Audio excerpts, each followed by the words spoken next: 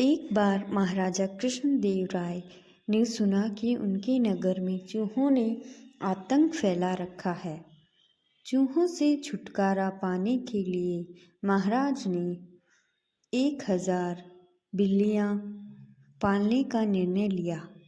महाराज का आदेश होते ही 1000 बिल्लियां मंगवाई गई। उन बिल्लियों को नगर के लोगों में बांटा जाना था।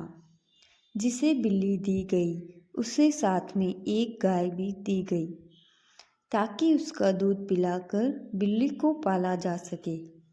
चूहों से सभी लोग परेशान थे, अतः सभी जब बिल्लियां बंट रही थी तो लोगों की लंबी लंबी कतारें लग गई।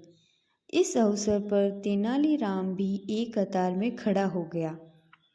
जब उसकी बारी आई तो उसे भी एक बिल्ली और साथ में एक गाय दे दी गई। बिल्ली को घर ले जाकर उसने गर्मा गर्म एक कटोरा दूध उसे पीने को दे दिया। बिल्ली भूखी थी। बेचारी ने जैसे ही कटोरे में मुंह मारा तो गर्म दूध से उसका मुंह बुरी तरह जल गया।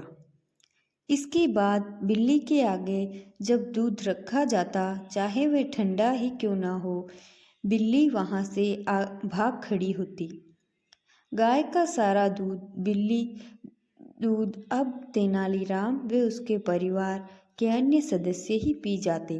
बेचारी बिल्ली कुछ ही दिनों में इतनी कमज़ोर हो गई कि उसमें चूहे पकड़ने की भी ताकत नहीं रही। 3 माह बाद महाराज ने बिल्लियों की जांच करवाई। गाय का दूध पी पीकर सभी की बिल्लियां मोटी तगड़ी हो गई थी, परंतु तेनालीराम की बिल्ली सूख कर कांटा हो चुकी थी। वह सब बिल्लियों के बीच में अलग पहचानी जा रही थी।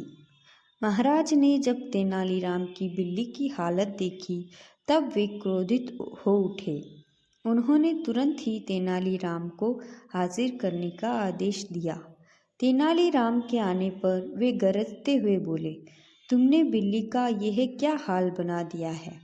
क्या तुम इसे दूध नहीं पिलाते? महाराज, मैं तो रोज इसके सामने दूध भरा कटोरा रखता हूँ। अब ये दूध पीती ही नहीं है तो इसमें मेरा क्या दोष है? महाराज को ये सुनकर बड़ा आश्चर्य हुआ। वह अविश्वास भरे स्वर में बोले, क्यों झूठ बोल रहे हो? बिल्ली दूध नहीं पीती? मैं तुम्हारी झूठी बातों में आने वाला नहीं। परंतु महाराज, यही सच है, यह बिल्ली दूध नहीं पीती। महाराज झल्लाकर बोल उठे, ठीक है, यदि तुम्हारी बात सच निकली तो तुम्हें 100 करोड़ मुद्राएं दी जाएंगी, अन्यथा 100 कोड़ों की सजा मिलेगी। मुझे मंजूर है, तेनालीराम शांत भाव से बोला।